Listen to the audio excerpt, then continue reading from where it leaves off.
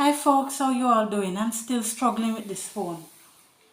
Oh brother, hope you all having a happy Sunday. I came here from early this morning, planted some flowers. When I'm finished, I'm going to do a short little video and I'll show you folks flowers that I planted. I like plants, and I think when you have plants around, it improves the ambience of your surrounding. Has a lot to do with how you feel. Make you feel better. At least that's my opinion. So that's what I was doing. It's good to be here again. Welcome to Reading for the Mature Audience. Hope you are doing okay. Just trying to find the page. Yeah, I think we had still stopped at chapter 12. Alright, so we're just going to get right into it. So the name of the book, before I even start, let me say I wanted to do my little post on the march that they had for Ibrahim Traore in Burkina Faso, and I want to add my voice that I stand with Ibrahim Traore. I stand with Burkina Faso because we have to support each other, and I think Africa is on the rise. Africa will unite. Africa is uniting. And I am just so impressed by this gentleman. He has done so much at such a short space of time and being so young. I am impressed. I've never been impressed apart from Marcus Garvey and what's his gentleman's name before him? That was the leader, Thomas Sankara. Hope I pronounced his name properly. I am impressed by these people and all these freedom fighters that we've had in the past. But I must say I am impressed with this gentleman, Ibrahim Traore. I'm so impressed. So I stand with him, praying for him that they won't harm him and that he'll continue to do what he has to do and unite Africa, and others will follow suit. Yes, I had to put that in. Anyway, folks, so we're just going to get right into it. So welcome to Reading for the Mature Audience. Karen Vibes. You can find me on YouTube, which is KREN VIBES with an exclamation sign. I guess, guys, see me keep looking outside. Somebody's supposed to come and do something, get some stuff done for me, so I keep looking to see if they're there. I have to just keep looking out. So the name of our book is Flowers in the Attic, written by Virginia. Flowers in the Attic, written by Virginia Andrews and narrated by Karen Weir. So let's just get right into it without further ado. So we had stopped at where she was saying that learning to dance and didn't want to make a jackass of herself. So we had stopped there. So we're still at chapter 12. So we're just gonna continue. I'd always been dancing. There wasn't any kind of dance I couldn't do and didn't want to do. Chris, there's one thing you've got to know. You cannot waltz your whole life through, or do the foxtrot every year, or do the foxtrot. Every year brings about changes, like in clothes. You've got to keep up with the times and adapt. Come on, let's jazz it up a bit so you can limber up your creaky joints that must be going stiff from so much sitting and reading. I stopped waltzing and ran to put on another record. You ain't nothing but a hound dog. I raised my arms and began to gyrate my hips.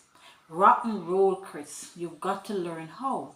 Listen to the beat. Let go and learn to swivel your hips like Elvis. Come on, half close your eyes. Look sleepy, sexy, and pout your lips. For if you don't, no girl is ever going to love you. Then no girl is ever gonna love me. That's the way he said it, dead flat and dead serious. He would never let anyone force him to do anything that didn't fit his image of himself. And in a way, I liked him for being what he was: strong, resolute, determined to be his own person. Even if his kind of person had long ago gone out of style. My Sir Christopher, the night. Godlike, we changed the seasons in the attic. We took down the flowers and hung up autumn leaves of brown, russet, scarlet, and gold. And if we were still here when winter's snowflakes fell, we would then substitute lacy white designs that we were all for cutting out in preparation, just in case.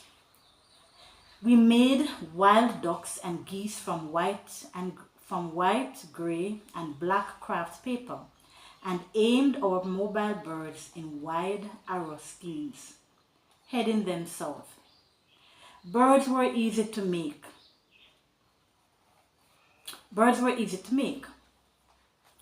When Chris wasn't sitting with his head stuck in a book, he was painting watercolor scenes of snow-covered hills with lakes where ice skaters skimmed.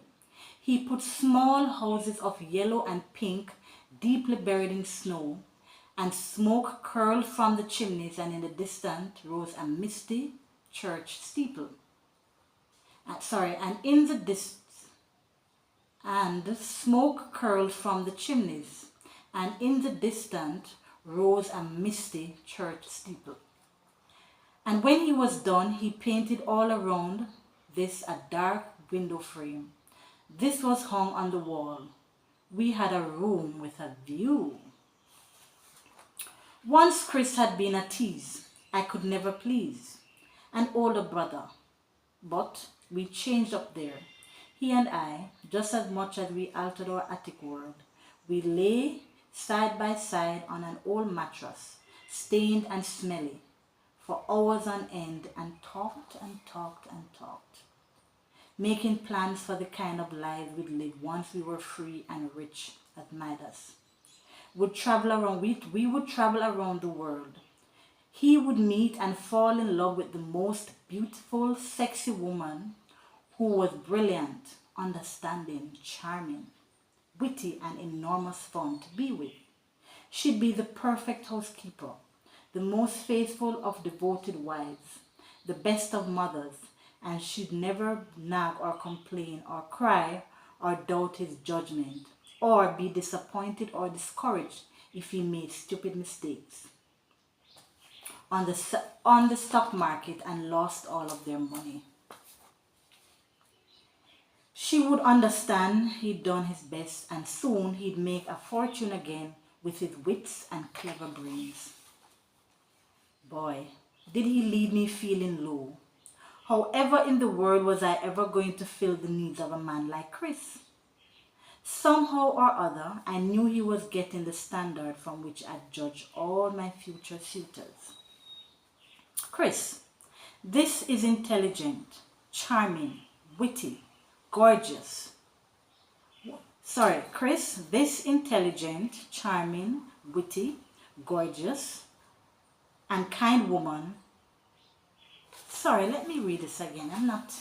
Chris, this intelligent, charming, witty, gorgeous woman Gosh, what's wrong with me? Chris, this intelligent, charming, witty, gorgeous woman, can't she have even one little flaw? I asked him. Why should she have flaws? Take our mother, for instance. You think she is all of those things, except perhaps brilliant. Mommy's not stupid, he defended her. She'd just grown up in the wrong kind of environment. She was put down as a child and made to feel inferior because she was a girl. As for me, after I'd been a prima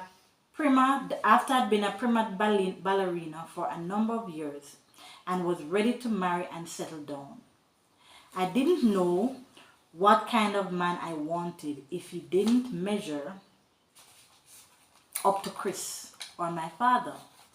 I wanted him handsome. I knew that for sure. For I wanted beautiful children, and I wanted him brilliant, Or I might not respect him, or I might not respect him.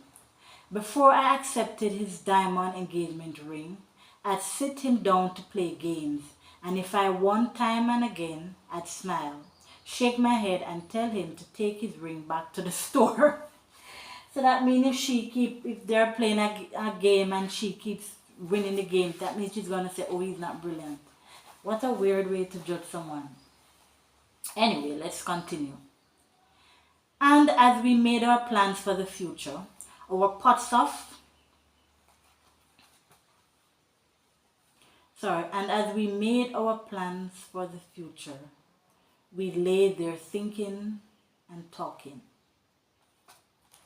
We then bustle about, giving our plants tender loving care, talking to them, pleading with them, asking them to please stop looking sick and perk up and straighten up their necks.